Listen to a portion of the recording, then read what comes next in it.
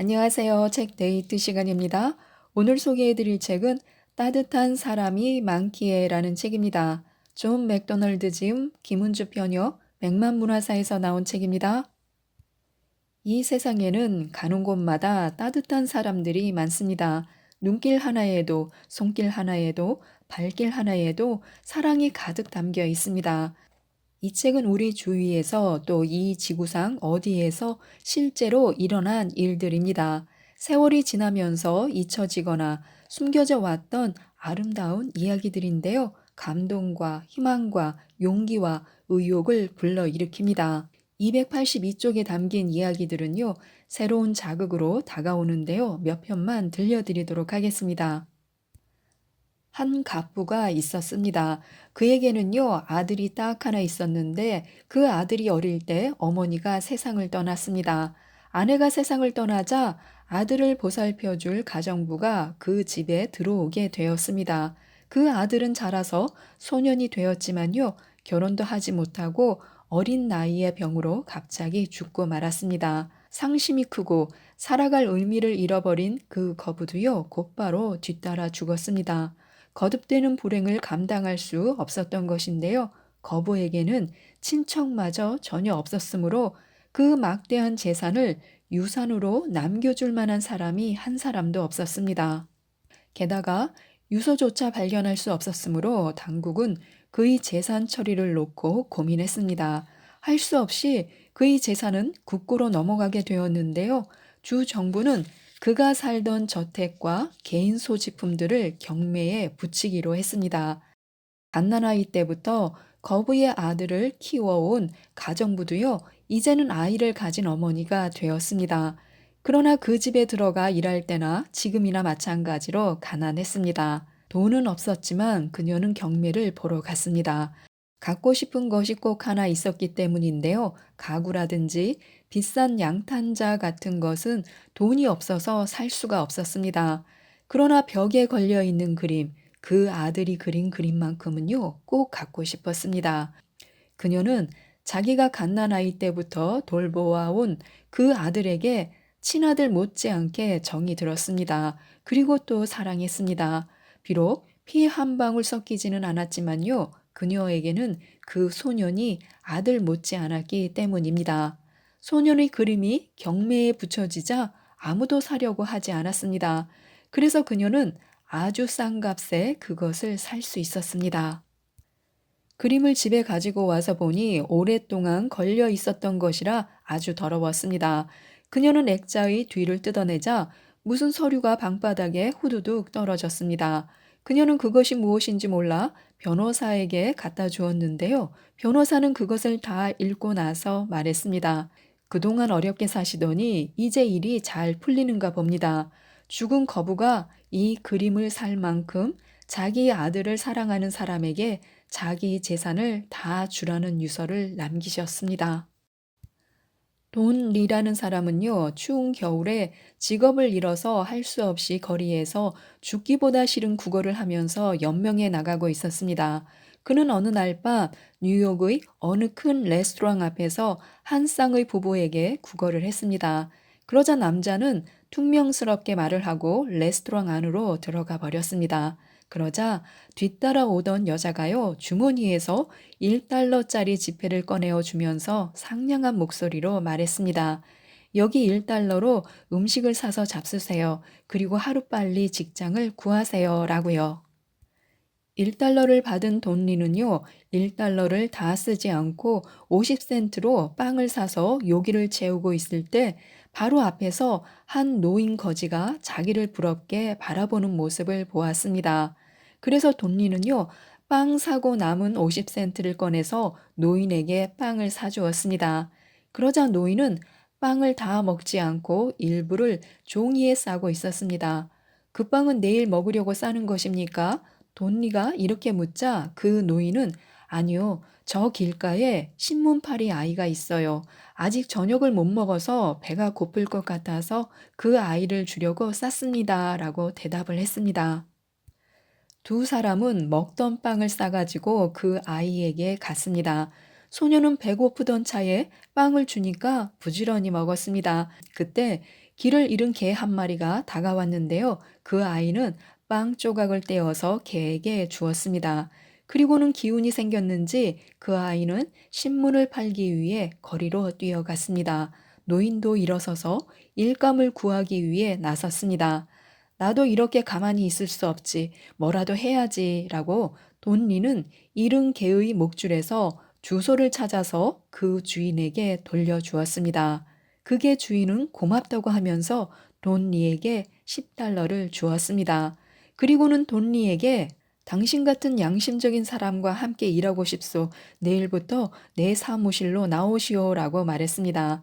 돈니는 그 작은 빵 한 조각을 통해서 사랑이 얼마나 큰 힘이 있는가를 깨달았으며 나누어 주는 기쁨을 실감했습니다. 펜니가 미국 청년으로 하버드 대학의 졸업한 학생 시절의 이야기입니다.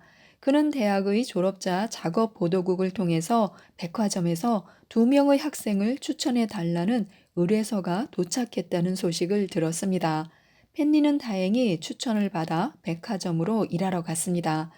전날 어떤 일이 주어질까 궁금해하고 있는 펜니와 그와 함께 추천된 사람에게 백화점 사장이 준 첫 번째 일은 엘리베이터 보이였습니다. 미국 최고의 명문 대학을 졸업한 엘리트인 그들에게 겨우 첫 번째로 준 일이 엘리베이터 보이인 것입니다.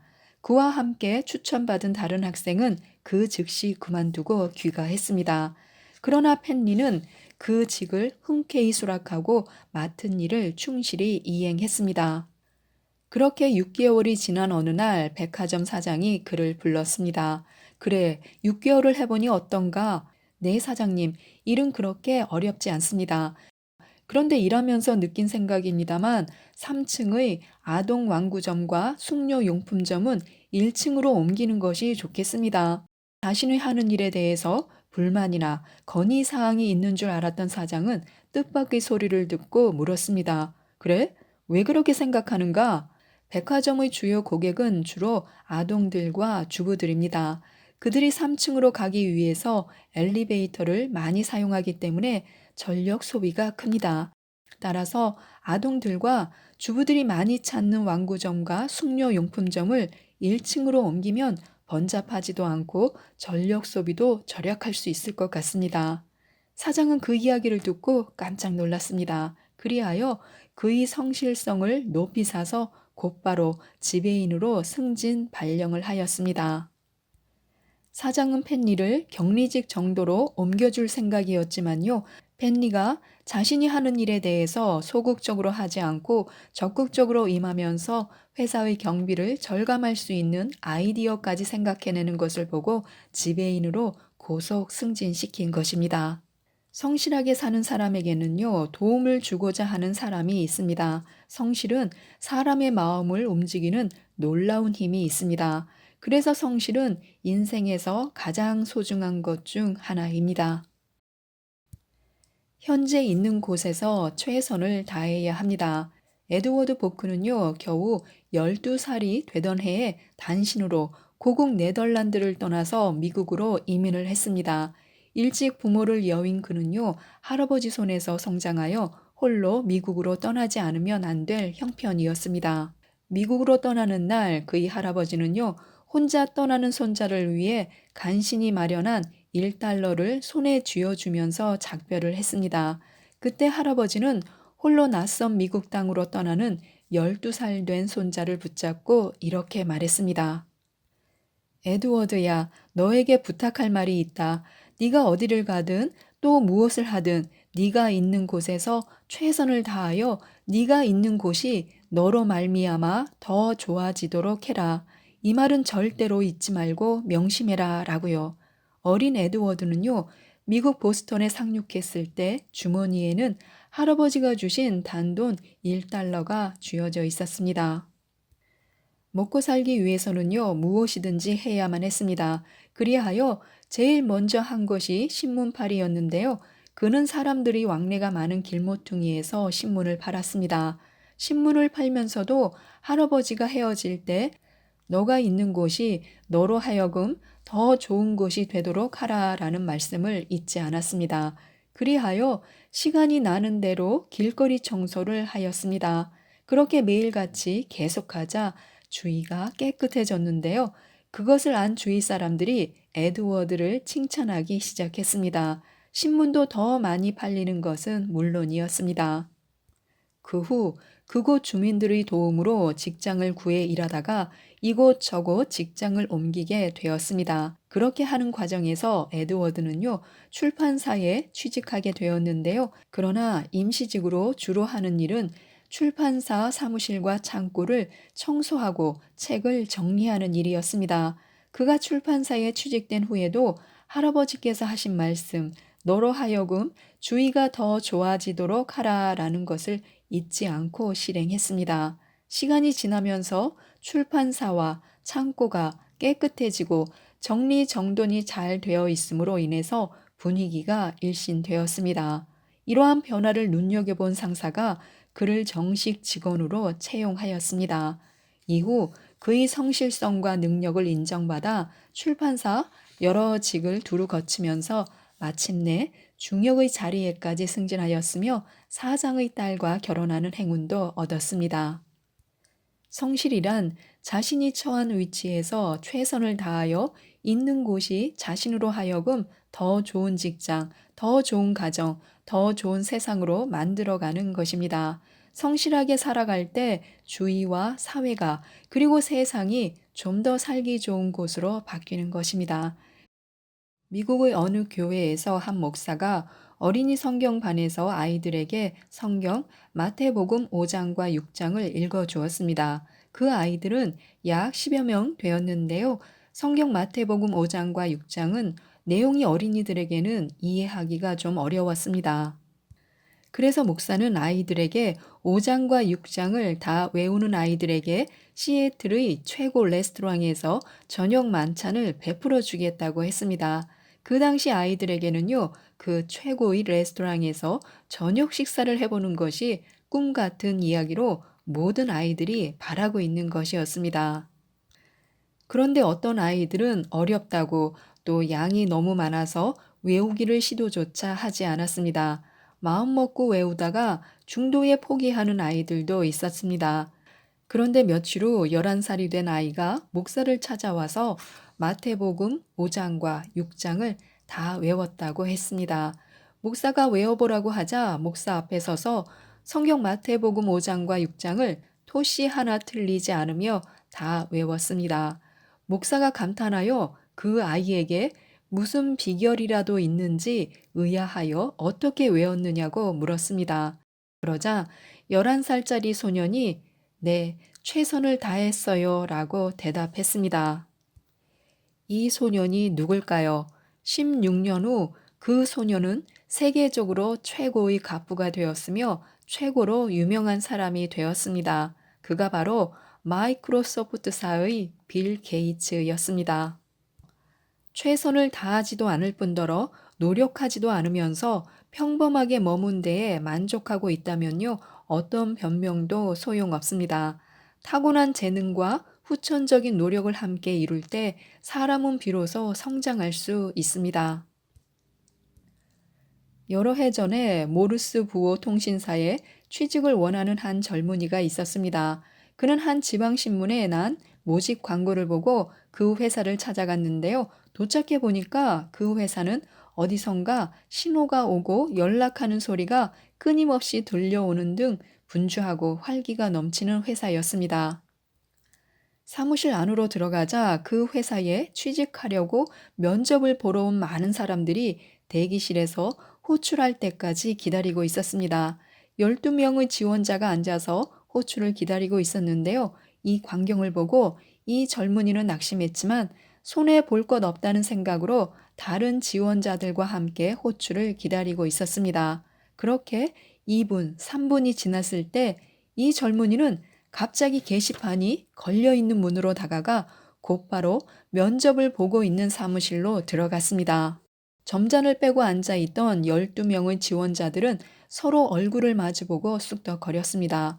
5분 정도 지났을 때 그 젊은이는 문을 열고 나타났습니다. 이번에는 사장과 함께였습니다. 사장은 다른 12명의 지원자들을 보고 말했습니다. 여러분 죄송하지만 모두들 돌아가십시오. 저희 회사에 관심을 가지고 지원해 주셔서 감사합니다. 그 일자리는 이 젊은이가 맡게 되었습니다. 이렇게 말하자 나머지 12명이 투덜거렸습니다.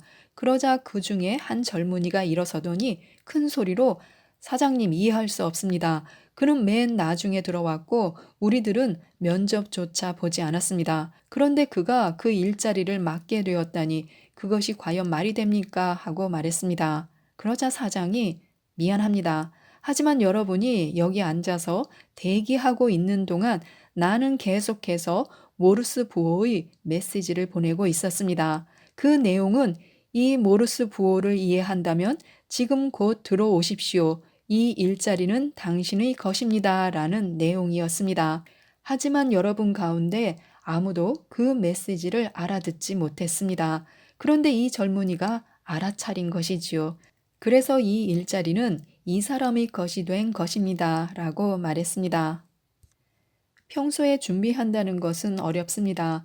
어떤 일이 닥칠지 예상할 수 없기 때문에요. 준비하는 것이 어렵습니다. 그러나 유비무환의 자세로 매일 준비하는 삶은 기회를 잡을 수 있습니다. 지금까지 이 책에 대해서 말씀드렸는데요.